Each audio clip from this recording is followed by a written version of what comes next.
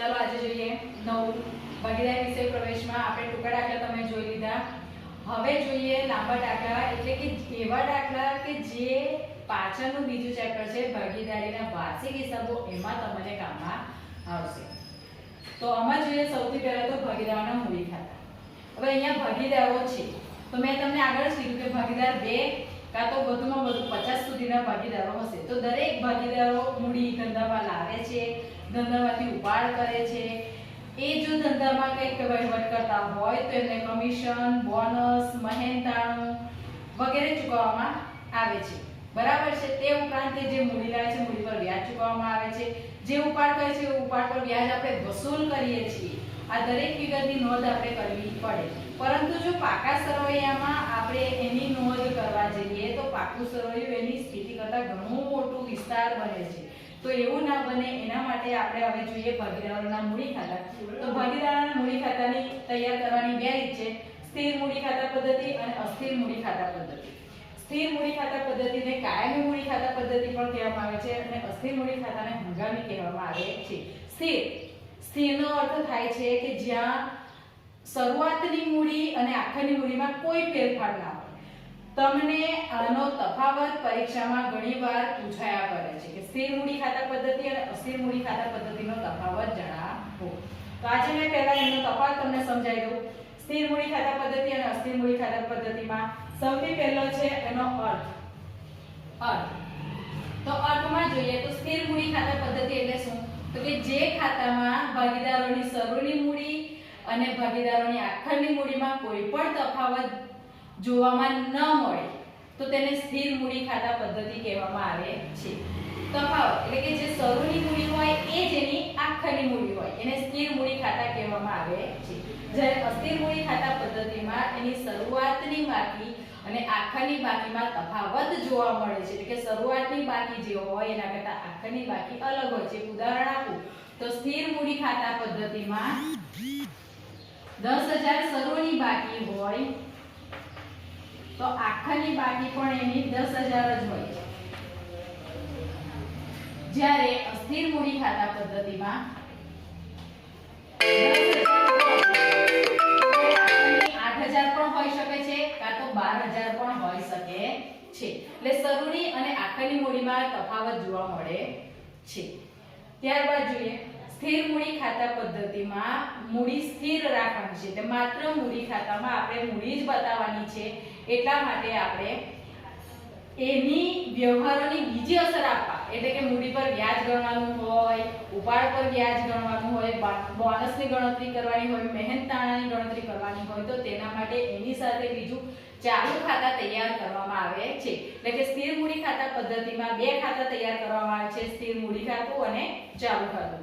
જ્યારે અસ્થિર મૂડી ખાતા પદ્ધતિમાં બધા જ વ્યવહારોની નોંધ મૂડી ખાતામાં જ આપવામાં આવતું હોવાથી એમાં માત્ર એક જ ખાતું બનાવવામાં આવે છે: મૂડી ખાતું. ઓકે. ત્યારબાદ ત્રીજો પોઈન્ટ છે સ્થિર મૂડી ખાતા પદ્ધતિમાં શરૂની અને આખરની મૂડીમાં કોઈ તફાવત જોવા મળતો નથી. માટે મૂડી પર વ્યાજ દર વર્ષે સરખું જ વસૂલ લેવામાં આવશે. જ્યારે અસ્થિર મૂડી ખાતા પદ્ધતિમાં શરૂની બાકી અને આખરની બાકીમાં દર વર્ષે ફેરફાર જોવા મળે છે. તે માટે દર વર્ષે મૂડીના વ્યાજમાં ફેરફાર જોવા મળે છે. ચાલો હવે બાકીની વાત કરીએ તો સ્થિર મૂડી ખાતા પદ્ધતિમાં સ્થિર મૂડી ખાતા અને ચાલુ ખાતા બે ખાતા તૈયાર કરવામાં આવે છે. જેમાં મૂડી ખાતાની હંમેશા જમા બાકી જ જોવા મળે છે. જ્યારે ચાલુ ખાતાની જમા બાકી કાં તો ઉધાર બાકી બંને જોવા મળે છે. જ્યારે અસ્થિર મૂડી ખાતા પદ્ધતિમાં માત્ર એક મૂડી ખાતું જ તૈયાર કરવામાં આવે છે જેની હંમેશા માત્ર તમને જમા બાકી જ મળે છે. ઓકે. આ સ્થિર મૂડી ખાતા પદ્ધતિ અને અસ્થિર મૂડી ખાતા પદ્ધતિનો આ તફાવત છે. આ તફાવત પરીક્ષાની દ્રષ્ટિએ ઘણો મહત્વનો છે. ઉપરાંત તમે જ્યારે ખાતા તૈયાર કરો છો એ ખાતા પણ તૈયાર કરતી વખતે પણ એ ઘણો ધ્યાનમાં લેવામાં આવે છે. એટલે આને વધુ પાકું કરવા માટેનો દાખલો જોઈશું તો વધારે ખ્યાલ આવશે. તો પહેલા એક રીતે આપણે શીખવાની શરૂઆત કરીએ. આજે અસ્થિર મૂડી ખાતા પદ્ધતિ મુજબ આપણે દાખલો શીખી લઈએ. ત્યારબાદ સ્થિર મૂડી ખાતા પદ્ધતિએ શીખીશું. તો અસ્થિર મૂડી ખાતા પદ્ધતિએ દાખલો શીખવા માટે આપણી પાસે છે ઉદાહરણ નંબર 12.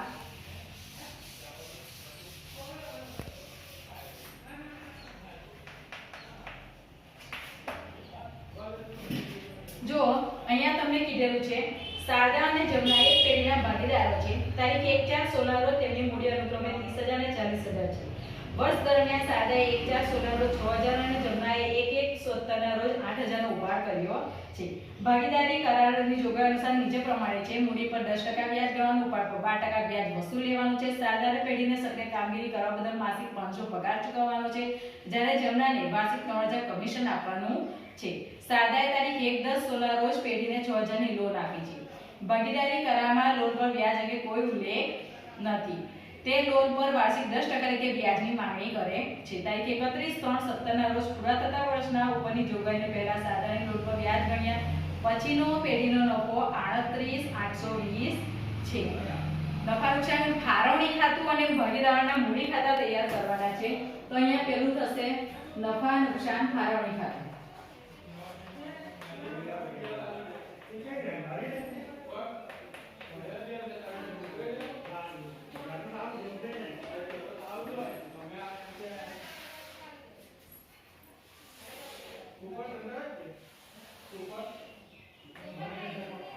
ઉધાર જમા. અહીંયા આપણે ખાતા તૈયાર કરીએ છીએ એટલે ખાતાની બે બાજુ હોય. હંમેશા ઉધાર અને જમા લખવાનું ભૂલાય નહીં. વિગત રકમ, વિગત રકમ. ત્યારબાદ બીજું ખાતું થશે તૈયાર ભાગીદારોના મૂડી ખાતા.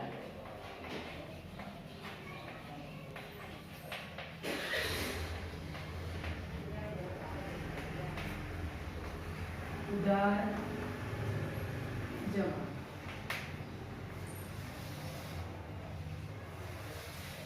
અહીંયા બે ભાગીદારો છે એટલે રકમના બે ખાના આવશે.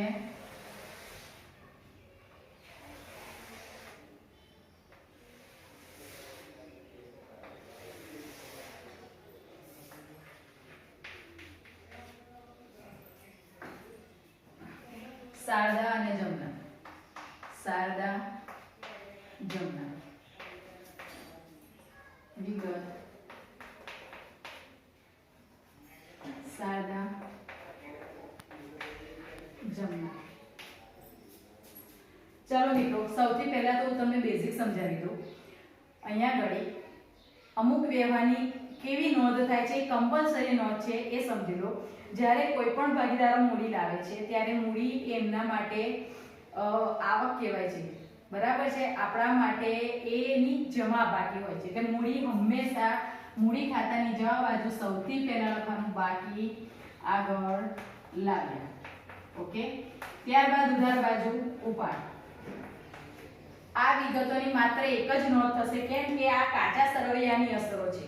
આપણે આગળ જ 11મા ધોરણમાં વાર્ષિક હિસાબોમાં શીખી ગયા કે કાચા સરવૈયામાં જે નોંધ આપેલી હોય એ નોંધની દરેકની એક એન્ટ્રી થશે, અને જે હવાલાની અસરો હશે એ હવાલાની દરેકની બે એન્ટ્રી થશે.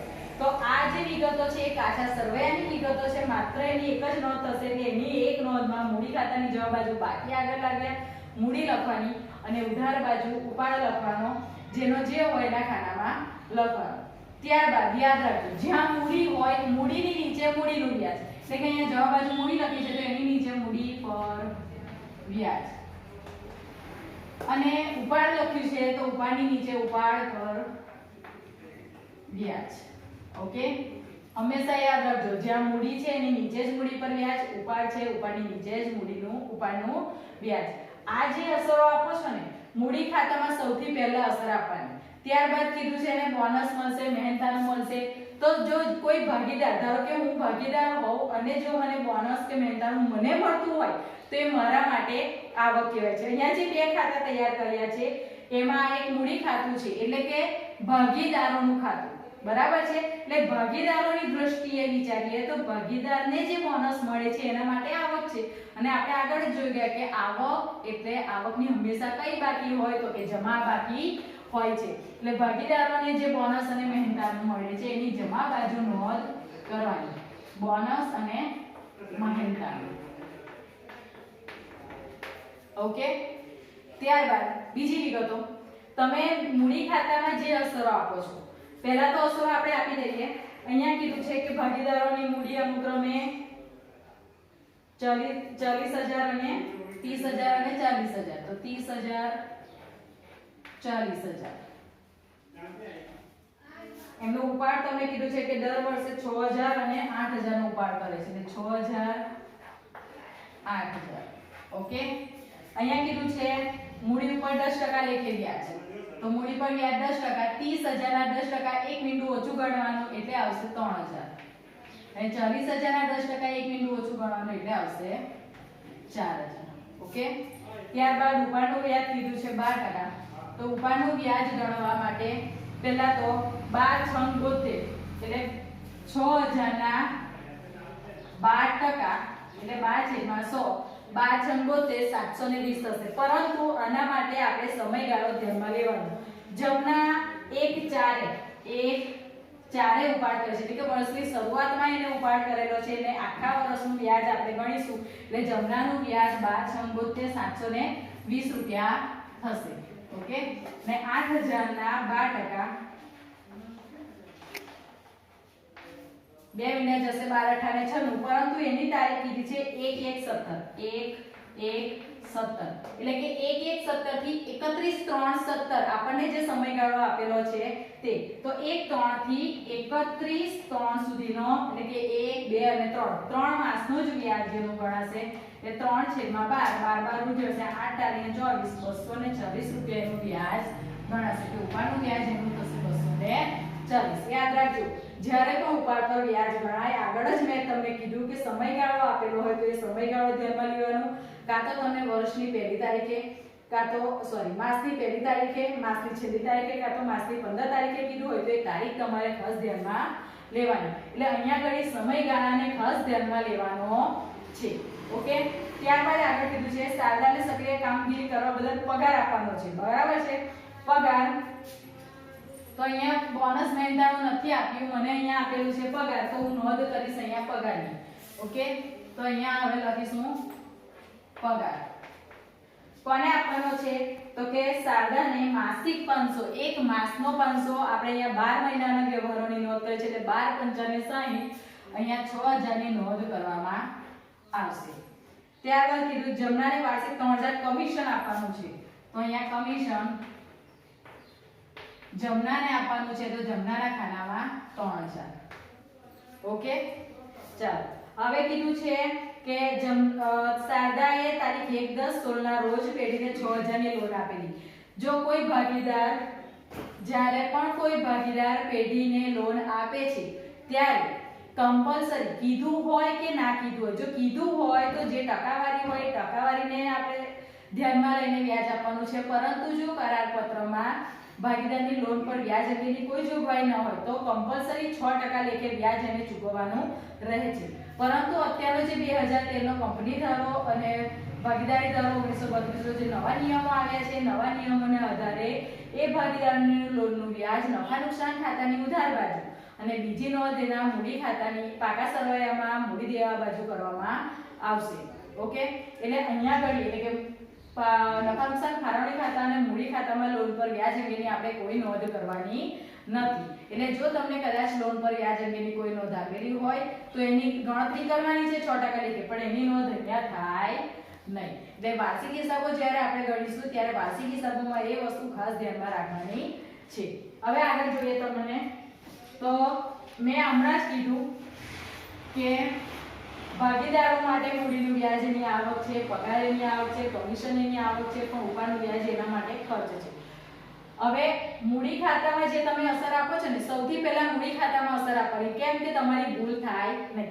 જે મૂડી ખાતાની અસર હોય ને એની ઉલટ અસર તમારે ચાલુ ખાતામાં આપવાની છે, પણ ફાળવણી ખાતામાં આપવાની છે. ફાળવણી ખાતામાં સૌથી પહેલા આવશે ચોખ્ખો નફો,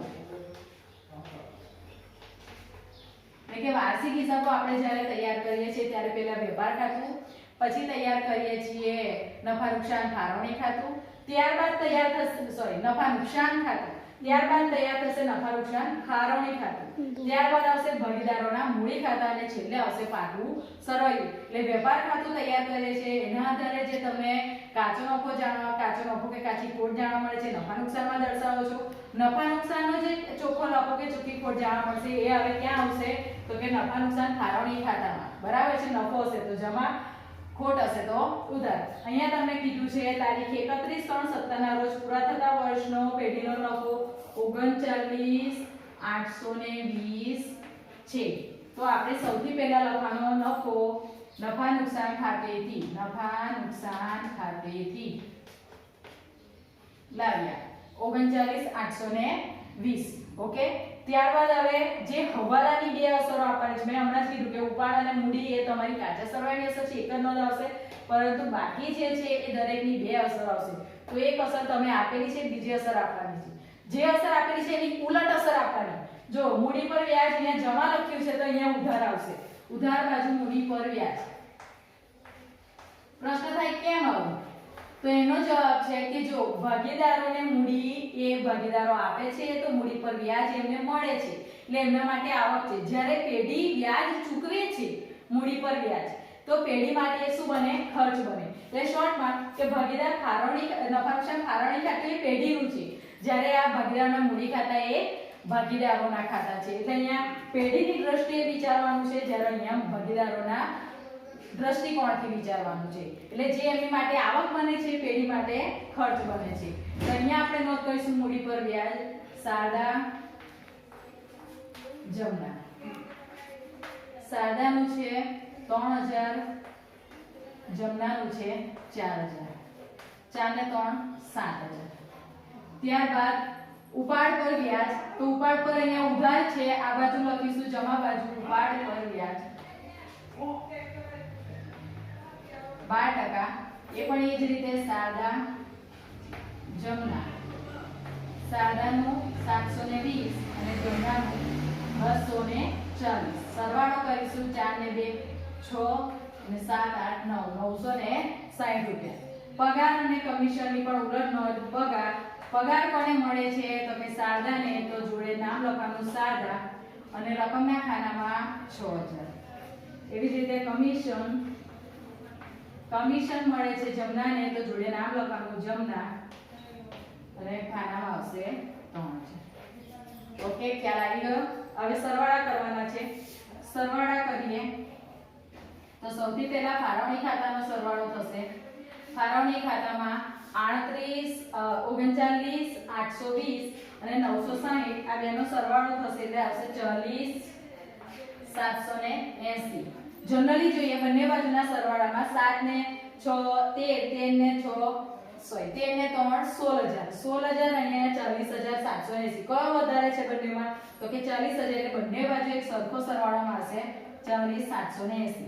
40,780 માંથી આ 16,000 બાદ કરશો, એટલે 16,000 બાદ કરતા તમને મળશે 24,780. આ નફો એને કહેવાય વહેંચણી પાત્ર નફો.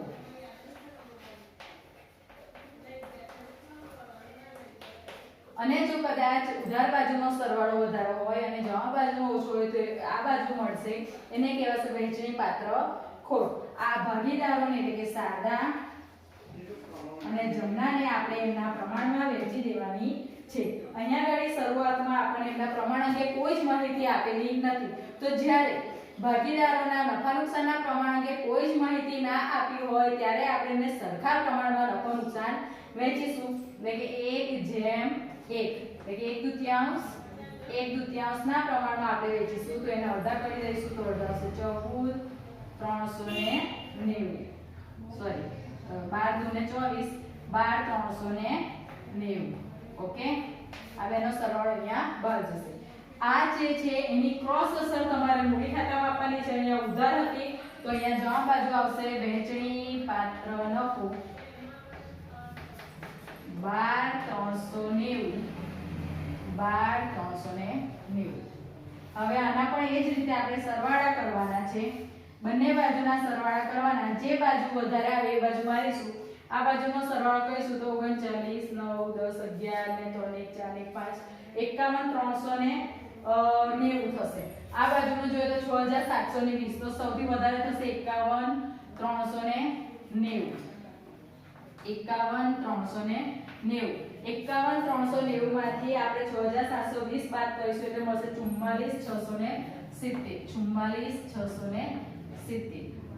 એવી જ રીતે 44,000 44,044 44 નો 7 47 47 7 8 9 4 ને 1 5 9 390 59 390 એમાંથી 8240 આપણે બાદ કરીશું એટલે મળશે 51